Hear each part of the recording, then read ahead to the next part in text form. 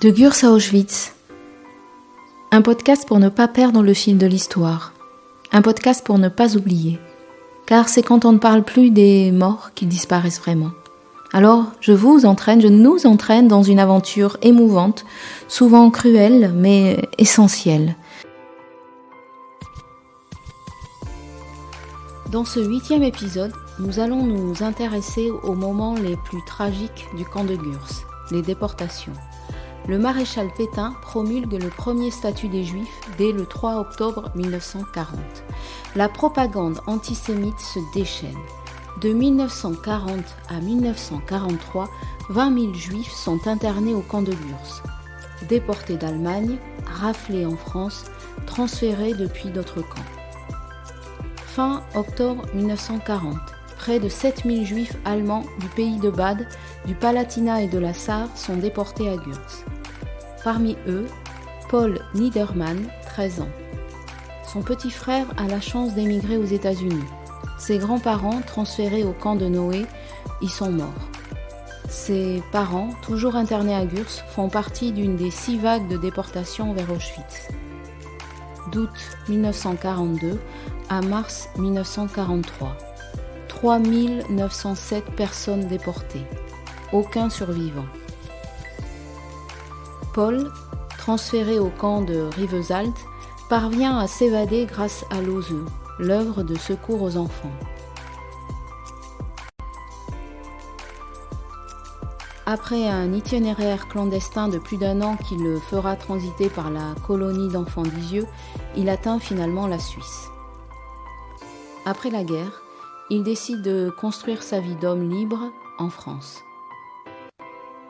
Il a déjà 60 ans lorsqu'il est cité en tant que témoin au procès de Klaus Barbie. Il aimait dire « On ne construit rien sur la haine. Tant que je vivrai, ma voix s'élèvera contre l'injustice et l'oubli. Quand moi-même et ceux de ma génération ne seront plus là, ce sera votre tour. »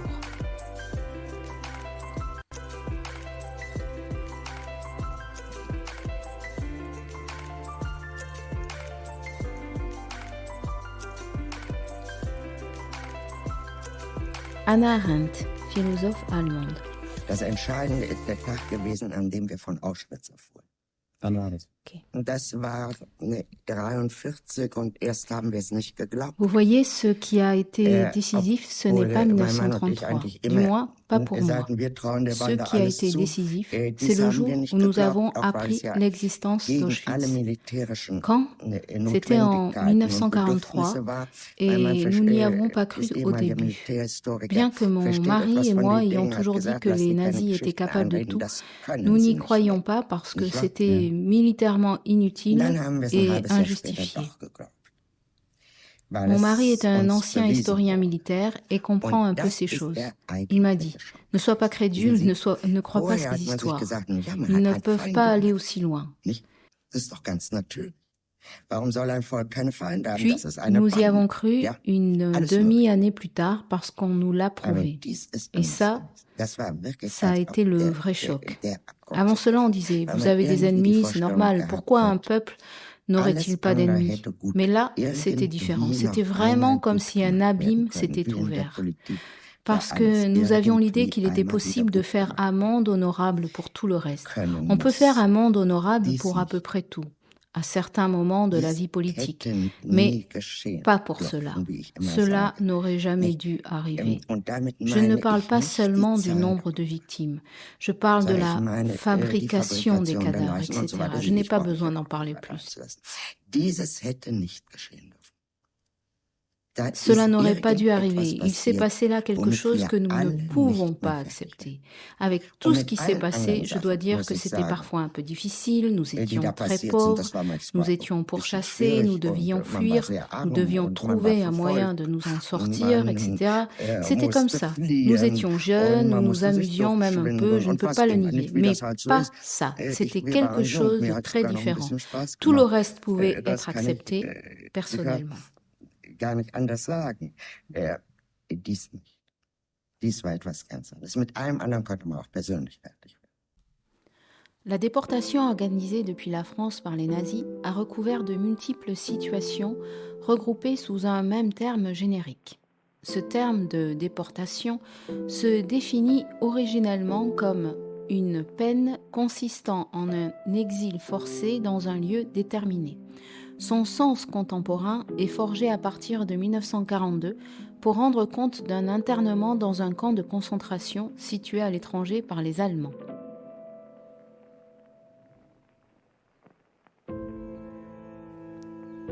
Les camps de concentration répressifs conçus en Allemagne à partir de 1933 autour du camp modèle de Dachau ont pour but l'élimination de tous les opposants politiques, religieux et philosophiques aux nazis et de tous ceux considérés comme asociaux par le régime. Une classification est mise au point pour distinguer ces différentes catégories. Les politiques portant un triangle rouge, les droits communs un triangle vert, les homosexuels un triangle rose, les témoins de Jéhovah un triangle violet, les asociaux un triangle noir, les tziganes un triangle marron, les juifs enfin un triangle ou une étoile jaune. La première vague d'internement des juifs dans les camps de concentration suit le pogrom de la nuit de cristal du 9 novembre 1938, lorsque 32 000 juifs allemands sont arrêtés pour les inciter à fuir le pays. L'occupation de la France en 1940 amène à la mise en place des structures de répression nazies sur le territoire français. À partir de 1941, et devant l'échec des formes traditionnelles de répression, et notamment des fusillades d'otages, un flux régulier de déportés de France pour ce qu'ils avaient fait ou étaient soupçonnés de vouloir faire est envoyé vers les camps de concentration du Troisième Reich. Ne pas savoir où ils sont conduits est alors considéré comme une arme psychologique redoutable par les théoriciens de la répression.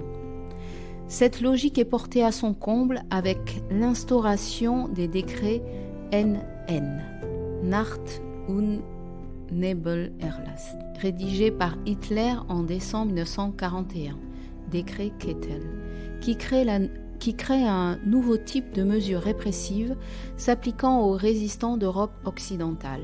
La principale disposition prévoit la déportation secrète, dans la nuit et le brouillard, sur le territoire du Reich pour la personne arrêtée.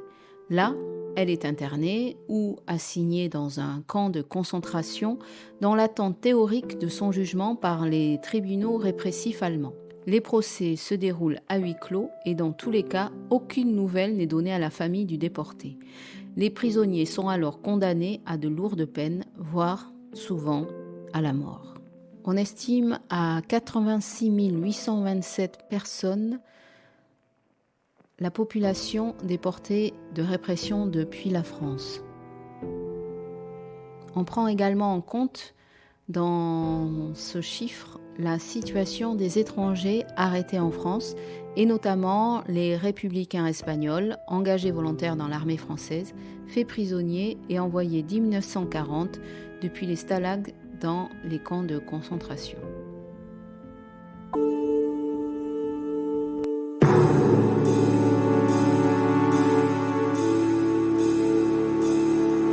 Ils étaient 20 ils étaient des milliers, nus et maigres tremblants dans ces wagons plombés qui déchiraient la nuit de leurs ongles patents. Ils étaient des milliers, ils étaient 20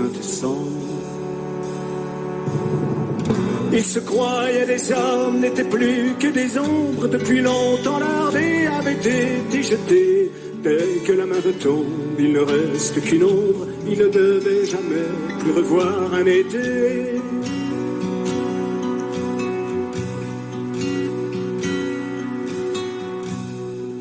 La fuite monotone sans hâte du temps, survivre encore un jour, une heure obstinément. Combien de tours de haut, d'arrêt, de départ, qui n'en finissent pas de distiller l'espoir. Ils s'appelaient Jean-Pierre, Natacha ou Samuel. Certains priaient Jésus, Jéhovah ou Vishnu.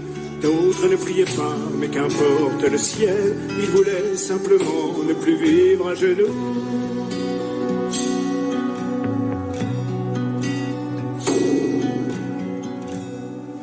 Ils n'arrivaient pas tous à la fin du voyage. Ceux qui sont revenus peuvent-ils être heureux? Ils essaient d'oublier, étonnés qu'à leur âge, les veines de leurs bras soient devenues si bleues.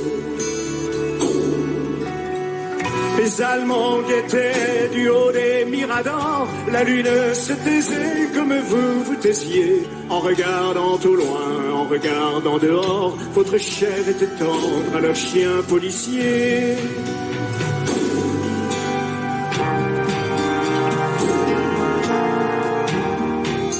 On me dit à présent que ces mots n'ont plus cours, qu'il vaut mieux ne chanter que des chansons d'amour, que le sang s'écheville en entrant dans l'histoire, et qu'il ne sert à rien de prendre une guitare. Mais qui donc est de taille à pouvoir m'arrêter? L'ombre s'est fait humaine, aujourd'hui c'est l'été. Je twisterai les mots s'il fallait les twister, pour qu'un jour les enfants sachent qui vous étiez.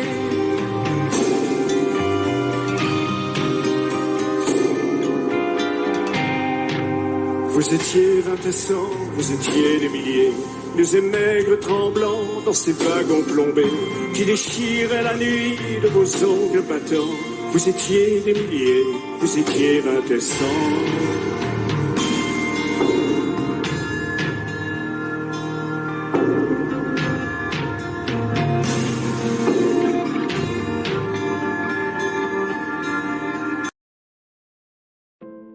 La déportation dite de persécution, qui comprend notamment la déportation homosexuelle, celle des témoins de Jéhovah et des tziganes, s'applique à ceux déportés pour ce qu'ils sont et non pour ce qu'ils font.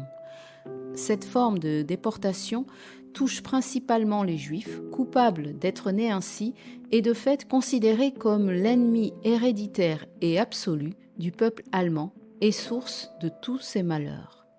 Leur extermination est programmée par le régime, notamment lors de la conférence de Wannsee du 20 janvier 1942. Un réseau de camps d'extermination est mis en place à l'Est pour traiter l'ensemble des communautés juives européennes.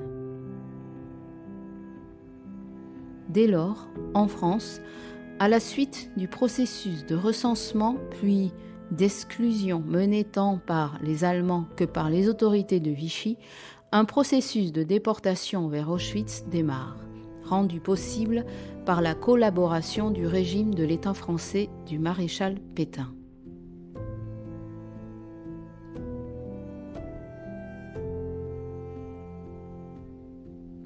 Plus de 75 000 Juifs de France, hommes, femmes et enfants, sont acheminés ainsi jusqu'en août 1944, promis pour la plupart à une mort certaine dans les chambres à gaz ou parfois sélectionnés pour le travail. Ils rejoignent alors le lot commun des déportés dans les camps de concentration promis à une élimination lente par le travail. Seuls 3% de la population juive déportée de France survit et rentre au pays en 1945. Largement présent dans la résistance française, un certain nombre de Juifs sont déportés pour ce qu'ils ont fait et non ce qu'ils sont.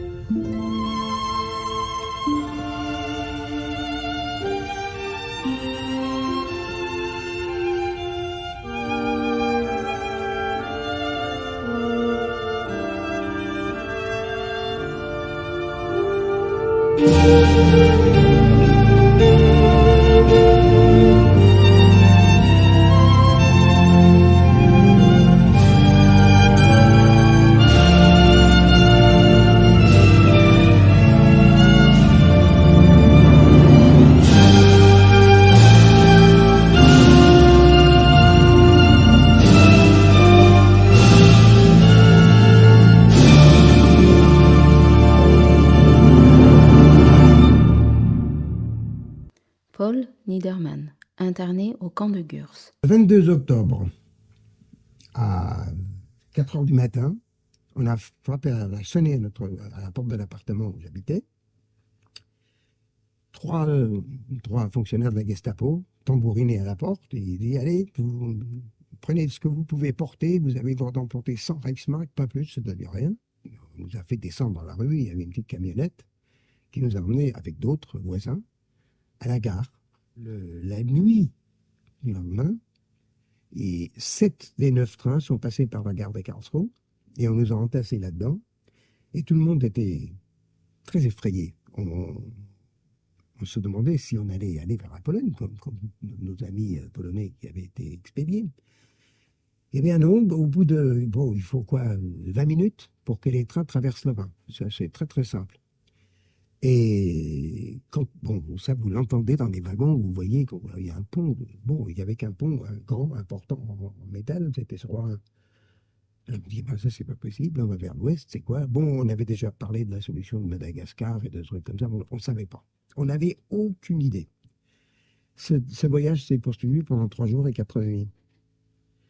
Sans manger ni boire, et je passe sous silence pudique les conditions d'hygiène. Je ne sais pas si vous imaginez, 6500 personnes entassées dans 9 trains, c'était pas la joie. Le 4e matin, les trains se sont arrêtés dans une petite gare. Je sais aujourd'hui que c'était Oloron-Sainte-Marie, à côté de Pau. Et on a su que c'était les Pyrénées finalement, parce que probablement, il y avait parmi nous des gens qui avaient voyagé avant. On nous a fait monter dans des camions bâchés, camions d'aspect militaire, gendarmerie ou garde mobile, ce qui restait de l'armée française. À la ligne de démarcation, les SS, avec force hurlement, nous avaient remis à la police de Vichy. Et à partir de ce moment-là, je n'ai plus vu d'Allemands. Jusqu'en novembre 1942, bien sûr. On nous a donc fait monter dans ces camions, et on a fait à peu près une dizaine de kilomètres. Et là, on a quitté la route nationale, le camion fait une espèce de petit crochet, il y avait un portail barbelé, et des baraques sur une espèce de lande. C'était le camp de Gurs. Et c'est là que les choses plus dramatiques ont commencé, puisque les familles ont été séparées. Je me suis trouvé avec ma mère et mon petit frère dans un îlot, alors que mon père et tout le reste de la famille on était séparés. Et j'ai perdu de vue à ce moment-là mes grands-parents, tantes, cousins que j'avais, toute la famille. En allemand, il y a un terme plus spécifique, Zeitgenosse, Zeitzeuge, c'est-à-dire que je rapporte ce qui a été mon parcours, et parce qu'il est émaillé de beaucoup de, entre guillemets, détails qu'on ne trouvera pas dans les livres d'histoire. Quelquefois, j'entends des gens qui me disent aujourd'hui « Oui, mais il faudrait oublier ».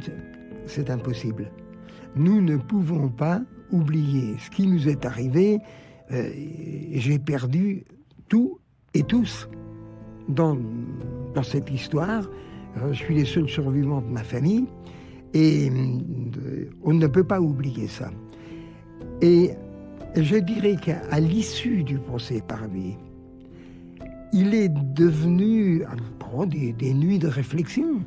Il m'est apparu assez clairement que si nous, les témoins, si nous ne parlons pas aujourd'hui, après il sera trop tard. Et je vois tous les ans, dans nos rangs, il en manque. Nous sommes de moins en moins nombreux. Je n'ai jamais trouvé les mots pour en parler. C'était des choses trop graves, trop douloureuses. même, bon, dans ma famille, bien sûr, tout le monde savait d'où je venais, qui je suis, qui j'étais.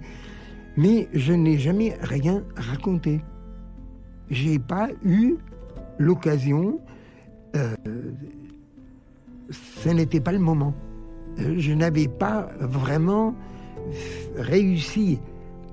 Aujourd'hui, on emploie souvent le mot de faire mon deuil. C'est pas tout à fait le mot, hein. Mais je ne trouvais pas les mots pour en parler. On y pense tout le temps. Vous savez, comment voulez-vous que je vous décrive le fait à quel point mes parents m'ont manqué, hein. J'ai perdu ma famille en tant que telle. J'avais 12 ans et demi, 13 ans. Hein, et j'en avais vraiment besoin, mais il n'y avait pas. Il fallait faire avec. On ne pouvait pas du tout. Il n'y avait rien à y faire. Alors, il est vrai que ça fait partie du caractère que m'ont légué mes parents. Quand je me trouve confronté à des problèmes auxquels je ne peux pas trouver de réponse parce qu'il n'y en a pas, ben, je passe au pas suivant. Ça, c'est un de mes traits de caractère, heureusement. Dans les semaines qui ont suivi mon témoignage au procès Barbie, on m'a demandé de parler des gens que j'ai connus, ceux qui avaient été assassinés. C'était pas mon histoire dont je devais parler, mais Pierre Truche, jamais je n'oublierai sa phrase.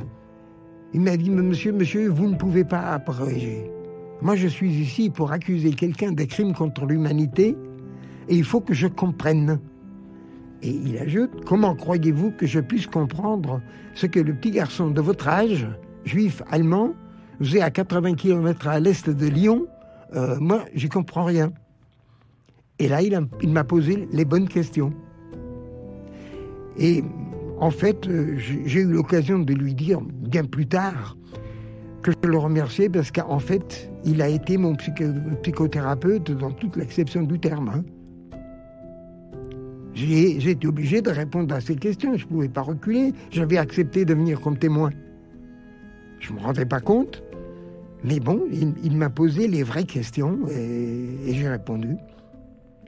Alors, ce que je voulais dire tout à l'heure, il s'est trouvé, comme ça, les hasards des calendriers, que dans ma ville natale en Allemagne, à Karlsruhe, au conseil municipal, on a commencé à se faire des idées à l'époque, j'ai appris que le conseil municipal de Karlsruhe avait l'intention d'inviter ces anciens concitoyens juifs qu'ils avaient laissés déporter par les nazis au camp de Gurs. Alors, au bout de quelques temps de réflexion, j'ai envoyé une lettre au premier bourgmestre. Je dis voilà, je suis un tel, mes noms de famille sont connus à Karlsruhe. Hein. J'ai dit voilà, moi j'ai appris votre intention de nous faire venir et de discuter avec nous. Ça m'intéresse, à condition qu'on me donne la parole si j'éprouve le besoin de m'exprimer. Il m'a répondu par retour de courrier personnellement en me disant mais monsieur, c'est exactement ça qu'on souhaite. Je suis pas un homme qui a souvent des préjugés, mais je vous dirais, lorsque j'ai été journaliste, c'était aussi, bon, je travaillais à l'époque pour la presse automobile, et en Allemagne, il y avait lieu ce qu'on appelait le miracle économique. Oui, les années 60, hein, plutôt. Et dans ma rédaction, j'étais le seul rédacteur qui, d'une part, savait photographier et qui parlait l'allemand. Alors, évidemment, à chaque fois, il y avait quelque chose qui se passait en Allemagne, c'était pour moi. Mais je n'y étais jamais retourné à titre personnel et il n'y avait rien en particulier dans ma ville natale. J'ai passé comme ça, mais je n'avais plus personne là-bas. Vous savez, l'histoire d'un enfant juif en Allemagne nazie, je remplirais facilement une soirée pour vous le raconter. Alors, d'une part, le procureur général au procès il a sorti de moi tout ce que j'avais refoulé et caché, enfin, que j'arrive pas à exprimer. Et quand j'ai été quelques mois plus tard invité par ma ville natale, avec tous les autres qu'ils ont pu trouver, imaginez-vous qu'ils ont eu l'idée de demander à ceux d'entre nous qui le pouvaient d'aller dans quelques-uns des lycées de la ville, parce qu'il n'y avait pas la place à la mairie pour tous les lycéens de la ville. Alors, avec 2 de mes amis, on a dit bon d'accord, et on a été envoyé dans le plus ancien lycée de la ville, et on a parlé là-bas avec les élèves, les parents d'élèves, les profs. Ça a duré toute l'après-midi, et je dirais la moitié de la nuit. Je suis allé me coucher mort, complètement lessivé, et le lendemain matin, au petit déjeuner, j'ai pris conscience d'une espèce de miracle. Ma femme vivait encore, mon frère aussi, on était ensemble au petit déjeuner à l'hôtel, et j'ai dit les enfants, il y a une chose que je ne comprends pas.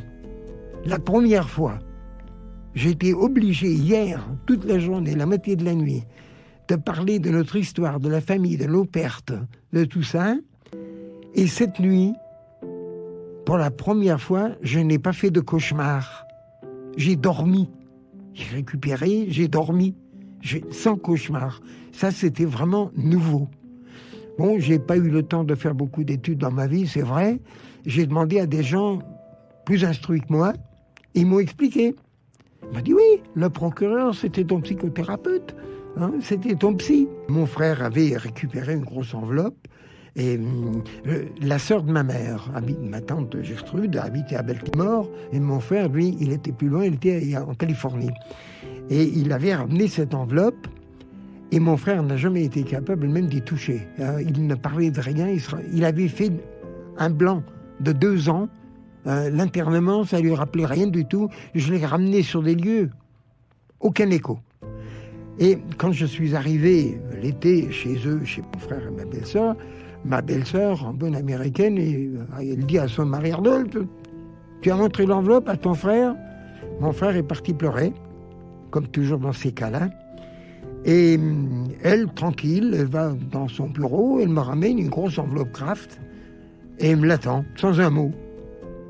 J'ai plongé ma main là-dedans et je sors une lettre écrite par ma mère. Je ne sais pas si vous imaginez le choc que ça peut représenter. Je connaissais bien l'écriture de ma mère et je ne pouvais pas y croire. Je ne pouvais pas y croire. Ensuite, j'ai essayé à plusieurs reprises de voir ce qu'il y avait là-dedans. Pendant très longtemps, plus de 10 ans, je n'ai pas pu m'occuper de ces lettres parce que ça a été trop difficile. Ça remuait trop de choses, ça faisait remonter à la surface trop d'événements refoulés, cachés et enfermés au fond de moi. Ça a été trop dur, je n'ai pas pu. J'avais 13 ans quand j'étais... en arrivant, j'avais pas tout à fait 13 ans. D'ailleurs, je peux vous dire, j'ai été la première bar mitzvah qui s'est fait au camp de Gurs. Bon, vous dire que j'avais 13 ans tout juste et qu'il y a beaucoup de choses qui, en quelque sorte, passaient au-dessus de ma tête. J'ai eu beaucoup de chance. J'ai un de mes très bons amis depuis plus de 25 ans qui travaille à l'archevêché de Fribourg, avec lequel j'ai des contacts assez étroits, notamment pour des témoignages, et qui un jour m'a dit, écoute, on ne peut pas laisser ces lettres comme ça. Il est venu en vacances chez moi, dans le sud de la France. Il a pris 8 jours.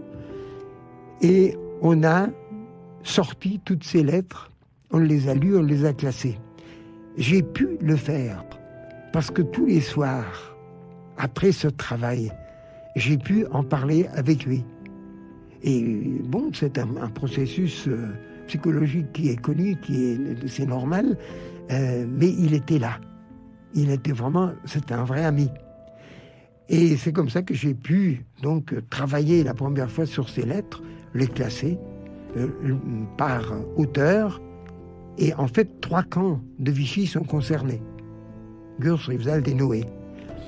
Quand j'ai été en Allemagne un peu plus tard, je leur ai dit que j'aimerais bien déposer ces lettres aux archives municipales après une longue réflexion. Normalement, j'aurais peut-être dû les déposer au Mémorial de la Shoah à Paris. Mais là, les gens qui parlent suffisamment bien l'allemand sont pas légion. Et deuxièmement, ils lisent en général pas du tout le gothique. Je les ai emmenés là-bas et le directeur des archives municipales, ça lui a pris 1 mois pour se familiariser avec le contenu. Et puis un jour, il me téléphone. Il dit, il faut que je te parle. Et je dis, bah, parle-moi. Il me dit, non, pas au téléphone. Et il est venu à Paris. Il m'a dit, voilà, j'ai lu toutes ces lettres que tu as apportées. Ce sont des documents tellement importants, même sur le plan municipal et de l'histoire en général, que j'en ai parlé devant le conseil municipal et la ville voudrait bien les publier. Mais il faut ton accord. Alors, on a pris un certain temps à trouver la forme qu'on voulait donner, le gros livre qu'on a devant nous. Et finalement, ça s'est fait de cette façon-là. Je sais l'importance, pour moi, la transmission aux jeunes générations, c'est extrêmement important.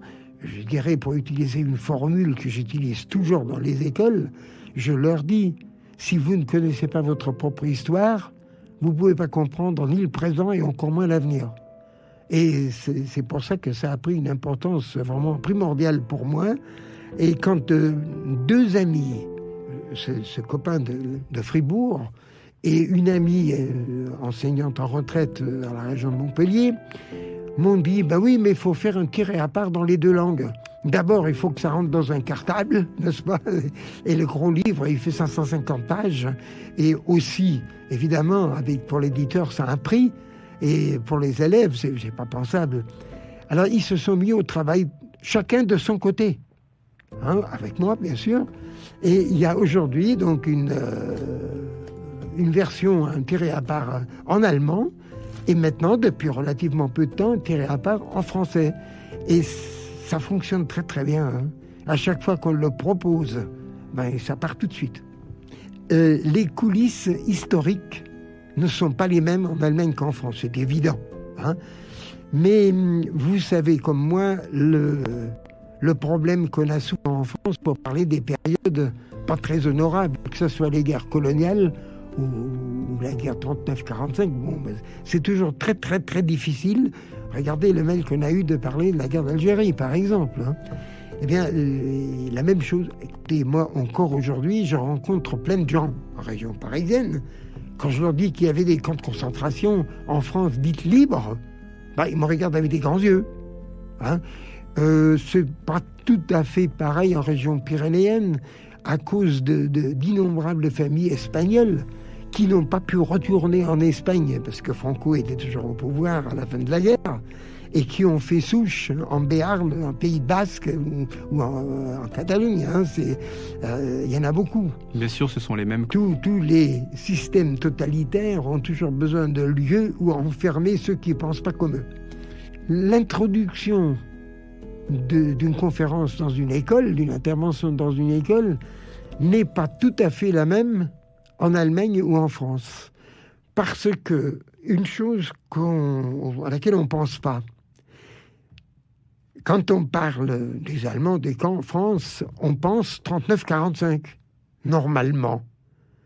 Attendez, moi, j'ai subi les nazis de 33 à 40 en Allemagne.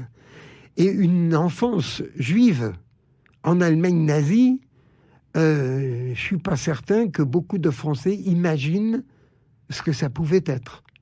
Arlette Dachary, employée des ponts et chaussées au camp de Gurs. Les déportations, je ne l'ai pas vu réellement, mais on les mettait, ceux qui devaient être déportés, ils étaient mis dans un îlot libre à part. Donc ils se trouvaient libres à part. Parce qu'il faut vous dire qu'au moment des déportations, il y en avait bien moins. Hein. De 13 000 peut-être qu'il y avait encore quand je suis arrivé au camp. En 42, s'il y en avait 5 ou 6 000, ou peut-être moins, c'était tout. Hein.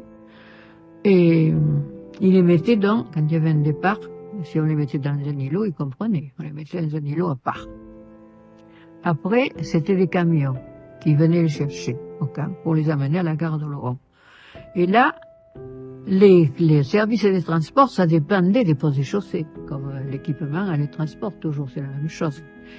Et l'équipement recevait l'ordre de la préfecture d'envoyer tant de camions au camp. Et ils réquisitionnaient des camions, parce qu'il n'y avait pas beaucoup de camions pendant la guerre. Quelques transporteurs avaient des cartes de transport encore, avaient les gazogènes. Alors, ils envoyaient les camions au camp. Et là, les agents des ponts et chaussées qui étaient au camp devaient noter les camions qui arrivaient et les camions qui partaient. Donc c'est là que mes collègues, hommes, moi je n'y allais pas. C'était la nuit que ça se passait. Ils assistaient et ils revenaient toujours bouleversés d'assister à ce départ, parce qu'ils voyaient des gens qui pleuraient, ils en ont vu qui se sont ouverts les veines et tout. Hein. Les camions arrivaient la nuit, on les versait dans la nuit. Les ponts et chaussées n'étaient que service de contrôle des transports. Mais ils devaient noter quels étaient les camionneurs qui venaient et les camionneurs qui repartaient. C'est pas eux qui organisaient, ils n'avaient rien à voir, ils n'avaient que le contrôle des véhicules. Et oui, c'était les ingénieurs qui se trouvaient à Oloron, qui avaient le contrôle des transports, qui devaient envoyer tant de camions au camp. Alors réquisitionner chez les particuliers, parce que on n'avait pas de camions pour ça. Alors ils réquisitionnaient des cars et des camions. C'était l'ordre du préfet et ils ne pouvaient pas faire différemment. C'était vérifié par les gens des ponts et chaussées qui étaient au camp. Si tant de camions arrivaient, c'est simplement un contrôle, noter quels étaient les camionneurs, les numéros des camions et combien en partait, c'était tout. Là, nous étions dans la baraque, on restait, il y avait une infirmière parce que on sympathisait avec des infirmières, il y avait cette infirmière française qui était arrivé après, c'était juste après que je suis arrivé au camp. Tout un tas d'infirmières avec une infirmière chef qui sont arrivées. Il y avait une ou deux infirmières par îlot, et puis à la maternité et à l'hôpital, des infirmières françaises, et qui étaient aidées alors par des infirmières internées sûrement. Et ce service était à côté de nous, dans une baraque à côté de la nôtre. On avait sympathisé avec certaines infirmières.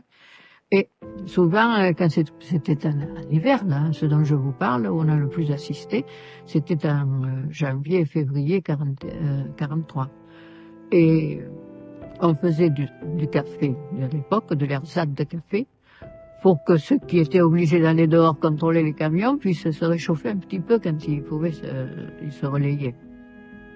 Et là, à un départ, je ne sais pas si c'est celui le dernier ou l'avant-dernier, nous avons entendu, on écoutait la radio anglaise en même temps, nous avons entendu là que, comment l'avait-il su, on a entendu qu'il disait en ce moment au camp de Gurs, ils partent des internés pour l'Allemagne.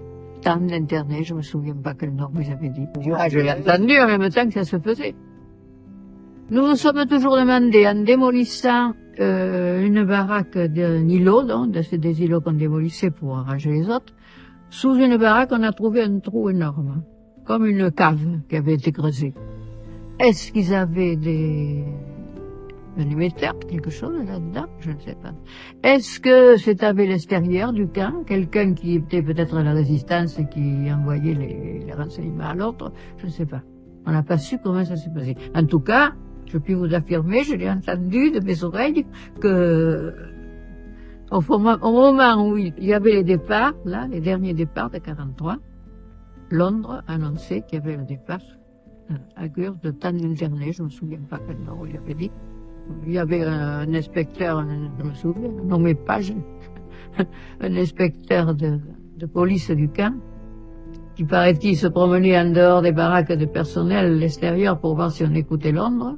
Mais enfin, il nous est jamais rien arrivé. Ils nous ont pas dit ce qui leur arriverait, ils nous ont dit qu'il partait tant de gens Au fond, ce n'est qu'à la libération, après la libération, qu'on a su ce qui se passait dans ces camps. Ils avaient peur d'y partir parce qu'ils savaient tous les ennuis qu'ils avaient eus en Allemagne, avec l'arrivée d'Hitler.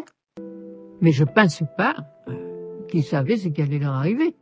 Ils pensaient qu'ils allaient être malheureux, maltraités, qu'on allait les forcer à travailler, mal nourris. Mais je pense pas qu'ils supposaient, on n'a jamais... Avant la libération, nous n'avons jamais entendu parler dans le camp de ce qui se passait quand ils partaient en Allemagne. Jamais. Or, comme je vous disais tout à l'heure, beaucoup parlaient plusieurs langues. Il y en avait qui avaient des postes de radio, sûrement, qui écoutaient les radios étrangères. Et il y en avait un qui passait, ça je l'ai vu, en étant chez le dentiste à l'hôpital du camp, un internet qui passait avec un cahier. Dans chaque service, il venait voir les docteurs, où il avait noté, dans ce cahier, ils avaient noté tout ce qu'ils avaient entendu à la radio, dans les radios étrangères. J'ai passé l'information. Donc, si on avait su ce qui se passait là-bas, on l'aurait dit, là, dans le cas, ça se serait dit. Même eux, je ne crois pas qu'ils savaient, au moins, aucun. À présent, est-ce que dans les sphères ailleurs, politiques ou autres, ils le savaient? Je ne sais pas. Mais là, aucun, ils ne savaient pas. Ils avaient peur d'être maltraités, d'être malheureux, d'être forcés à faire des travaux, certains travaux. Mais je ne pense pas qu'ils savaient qu'on les mettait dans ces cannes, dans ces fours crématoires ou dans ces... Qu'est-ce qu'ils leur faisaient aussi? Autre chose, là, Les chambres à gaz. les chambres à gaz, oui. Je pense pas.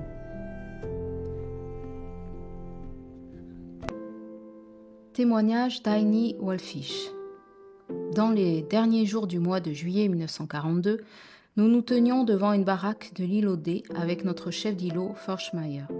Nous étions en train de plaisanter lorsque nous vîmes passer le directeur Kaiser dans l'allée qui menait à la maternité. En passant, il fit signe à Forschmeier de venir le rejoindre. La conversation dura une demi-heure. La plupart d'entre nous avaient stoppé net la conversation, car il se passait toujours quelque chose lorsque Kaiser parlait avec Forschmeier. Forschmeier revint vers nous d'un air soucieux. On réclame encore des listes. Ce n'était jamais quelque chose d'agréable lorsqu'on établissait des listes. On n'attendait aucune libération. On devait établir les listes par nationalité, par race et par religion, en indiquant à part ceux qui avaient bien mérité de la France et en mentionnant les épouses. Kurt Loeb, qui avait été envoyé au camp de Rivesaltes, un camp de rassemblement pour la déportation, fut renvoyé à Gurs parce qu'il avait sauvé 3 ou 4 Français d'une inondation. Il se trouvait déjà dans le camion de déportation quand on est allé le rechercher. À cette époque, les gens invoquaient les actions les plus fantaisistes pour se sauver. On ne réclamait pas encore de preuves à l'époque. On ne vérifia les faits que par la suite. Au début du mois d'août, le bruit s'était répandu que les Allemands voulaient déporter les Juifs en Pologne. On ne connaissait pas encore d'exemple de tel transport, du moins pas en France. Entre le 1er et le 5 août 1942, on eut l'impression d'un nuage menaçant suspendu au-dessus du camp. Et pourtant, nous ne savions rien de précis. Les Juifs des pays de l'Est avaient, comme toujours, du flair pour tous les malheurs guettant les Juifs. Ils ont ça dans le sang depuis 3000 ans. Les Juifs russes et polonais ont une intuition étrange et terrible de tout ce qui peut signifier un danger. Dans le camp régnait une atmosphère de panique. Pendant des semaines, les évasions se multiplièrent. C'était probablement le soir du 3 août, lorsque, au milieu d'une représentation théâtrale, 2 gardes noirs pénétrèrent dans la salle. Le bruit courait que les SS allaient venir. Lorsque les gardes noirs surgirent en pleine représentation, les femmes crièrent. Certaines quittèrent précipitamment la salle. Ce soir-là et le lendemain, le camp était plein de policiers. Ils étaient corrects et avaient bonne apparence. Nous les appelions les Noirs, et le mot d'ordre « Les Noirs sont là » était un cri de panique, car leur arrivée signifiait que les déportations allaient commencer. Le 5 août, on nous dit que nous serions remis entre les mains des Allemands, que nous serions rassemblés dans un camp de l'autre côté de la ligne de débarcation, près de Besançon, camp qui était réservé aux Juifs et que rien d'autre n'aurait lieu. Nous ne croyions pas à ces assurances. Les 5 et 6 août eut lieu le premier transport.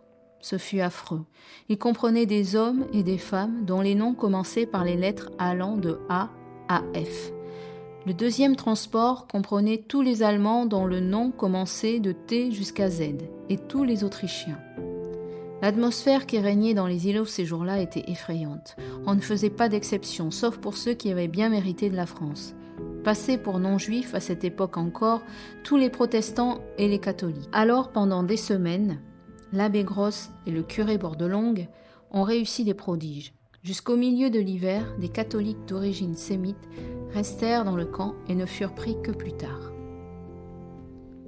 Dans le convoi du 5 août, il y avait presque tout notre personnel artistique. tous des jeunes qui avaient maintenu au prix de grands efforts des activités culturelles dans le camp. Les 2 danseuses Sussman, la danseuse Ruth Rausch, Steffi Smith, les danseuses Luciane. Îlot par îlot, les gens descendaient à pied jusqu'au garage en portant leurs valises. C'était le soir et il faisait encore très chaud. Ils n'avançaient que très lentement. Les chefs d'îlot les ont accompagnés jusqu'à la barrière. Nous autres, du premier quartier, nous nous tenions à la barrière et nous aidions à porter les bagages jusqu'au garage. Les gardes du camp devaient empêcher que les hommes ne sortent des rangs pour aider les femmes. La police nationale noire était relativement correcte. Les gardes étaient très brutaux. Le père Sussman n'aurait normalement pas fait partie du convoi, mais comme ses 2 filles étaient amenées, il les accompagna bien qu'il fût très malade. Une femme de l'hôpital fut amenée au garage en petite voiture. Elle était presque inanimée. Des transports succédant aux transports, il y eut des tentatives de suicide. C'étaient toujours les mêmes personnes qui essayaient de se suicider. Un homme devint fou. Il tomba tout raide, resta sans bouger un seul membre, et pendant des semaines et des mois, il ne reconnut personne. Le bibliothécaire de l'îlot D, Herman Levy, fit dès le premier jour une tentative d'évasion sensationnelle. C'était un homme peureux qui bégayait. Il était petit et un peu difforme. Il n'avait jamais fait d'action héroïque dans sa vie. Il s'enfuit et se cacha si bien qu'on ne le rattrapa ni lors du premier transport, ni lors du second. On finit quand même par le reprendre, mais il échappa de nouveau aux gardes et se cacha dans le coffre de l'auto du directeur Kaiser, où il resta caché pendant les voyages de service. De cette manière, il échappa au 4e transport. À ce moment, on le chercha de nouveau et finalement il fut transféré dans la baraque disciplinaire. Il avait fait toutes ses valises pour le premier transport et ses affaires se trouvaient déjà depuis longtemps à Drancy. Il ne possédait plus rien que ses pantalons et une chemise déchirée. Lévy réussit par la suite à échapper à tous les transports. Il reparaissait ensuite dans le camp. Le 1er octobre, il vint me trouver et me demanda « Où se trouve donc l'Espagne ? Je vais m'évader aujourd'hui à midi et je passerai. As-tu de l'argent ? Non. As-tu des provisions ? Non. Mais tu pourrais me prêter une paire de chaussettes ? Lévy a réussi à gagner l'Espagne et il m'a déjà écrit 2 fois. Par la suite, les gens qui devaient être déportés furent rassemblés dans le parloir, ainsi que dans l'îlot E qui était vide. Le camp fit tout son possible pour donner des provisions suffisantes à ceux qui partaient. On enfreignait pour cela le règlement par pure compassion. C'est incroyable de voir ce qu'on a pu récolter. On donnait tout ce qu'il y avait, et en quantité énorme. Les comités de secours ont également réalisé des choses incroyables. Mademoiselle Merle d'Aubigné, Mademoiselle Lambert, la Croix-Rouge française, le Secours suisse aux enfants ont collecté des vivres en grande quantité. L'administration française du camp se comporta à peu près correctement, sauf Gruel et Wolfram. Entre 2 déportations, il régnait au camp une atmosphère absolument insensée. Il n'y avait pas de garde noire dans le camp alors. Chez les survivants se manifestait cette gaieté sinistre qu'on rencontre lorsqu'on ne sait pas de quoi sera fait le lendemain. Beaucoup de jeunes gens allaient au foyer protestant. On jouait de la musique de danse. Il y avait des flirts et des liaisons en quantité, comme dans un pays où sévit la peste. Tous ceux qui avaient échappé aux déportations étaient pris d'une rage de vivre, et dans tout le camp régnait une gaieté fantomatique, jusqu'au jour où on entendait à nouveau le mot d'ordre « Les Noirs sont dans le camp ». Alors, tout s'effondrait. Pendant l'occupation, un groupe de résistants est particulièrement actif en région parisienne, le groupe Manoukian. L'affiche rouge, symbole de la propagande de l'occupant nazi et du régime de Vichy, souligne que ces résistants ont des noms étrangers et qu'ils font du tort à la France. 23 membres sont arrêtés et fusillés en 1944 au Mont Valérien. Parmi eux, 4 anciens internés du camp de Gurs. Le Roumain José Boksov, les Polonais Stanislas Kubacki, Slazma Grisvac, Michele Martignac. Avant de mourir, Stanislas Kubacki, courageux jusqu'au bout, a proclamé « Je meurs pour la liberté ». Vous n'avez réclamé la gloire ni les larmes, ni l'orgue ni la prière aux agonisants. 11 ans déjà, que cela passe vite, 11 ans. Vous vous étiez servi simplement de vos armes. La mort n'éblouit pas les yeux des partisans.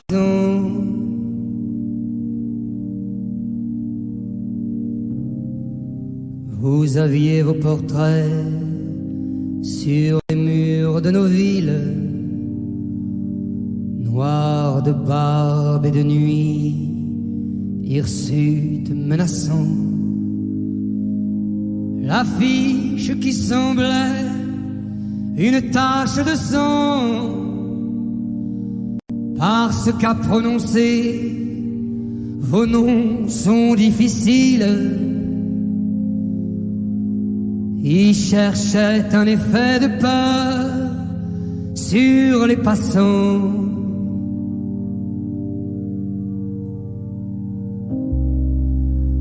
Nul ne semblait vous voir, Français de préférence. Les gens allaient sans yeux pour vous le jour durant.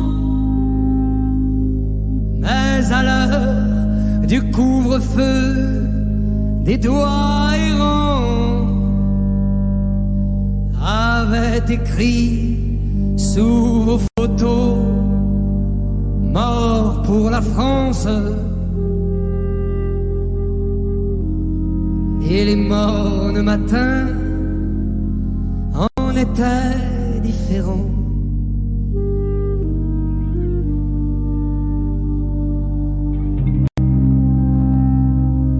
Tout avait la couleur uniforme du givre.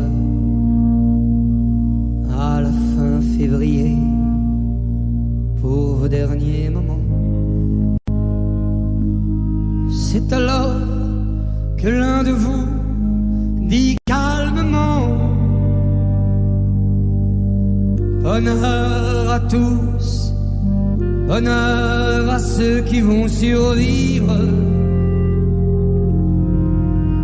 Je meurs sans haine en moi pour le peuple allemand.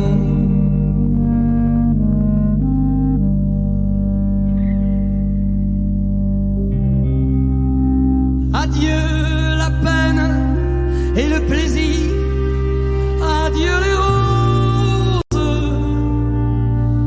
adieu la vie, adieu la lumière et le vent. Marie-toi, sois heureuse et pense à moi souvent.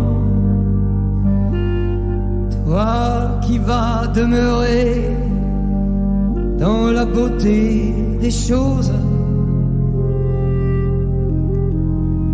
quand tout sera fini, plus tard, en y rêvant.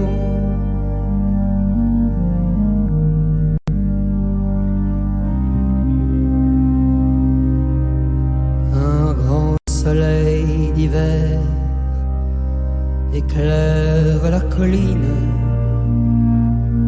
que la nature est belle et que le cœur me fend. La justice viendra sur nos pas triomphants. Oh mon amour, ma Mélinée, mon orpheline. Et je te dis de vivre et d'avoir un enfant.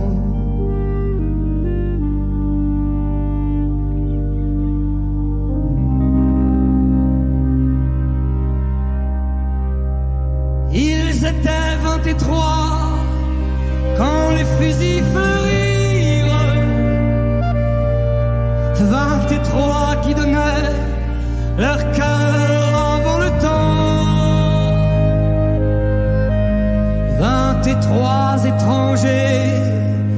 et nos frères pourtant.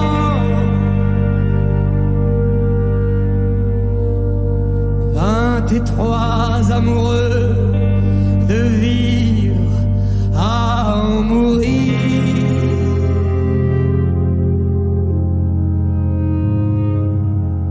23 qui criaient la France en s'abattant.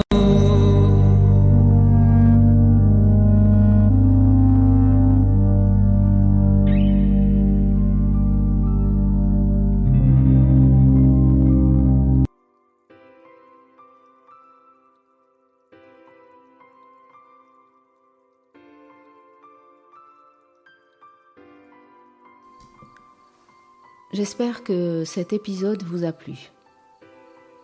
La France, pays de l'égalité, de la fraternité et de la liberté, cependant complice de crimes contre l'humanité.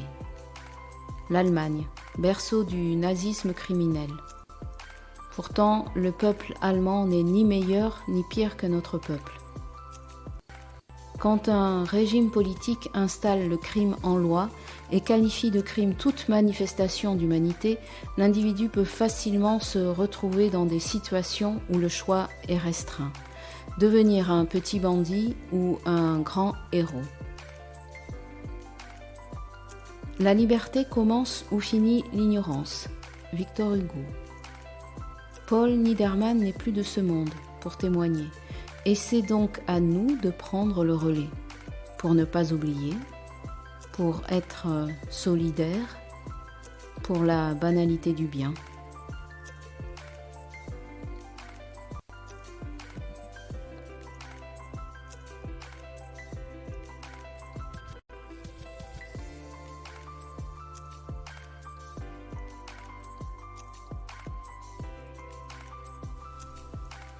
De Gurs à Auschwitz. Un podcast pour ne pas perdre le fil de l'histoire. Un podcast pour ne pas oublier. Car c'est quand on ne parle plus des morts qu'ils disparaissent vraiment. Alors, je nous entraîne dans une aventure émouvante, souvent cruelle, mais essentielle. Une aventure où les témoignages des rescapés se mêleront aux connaissances des historiens. Une aventure où l'histoire traverse, bouleverse, renverse des vies. Je vous invite à ce voyage 2 fois par mois. Pour ne rater aucun épisode, inscrivez-vous sur enlocomotive.com. À très vite.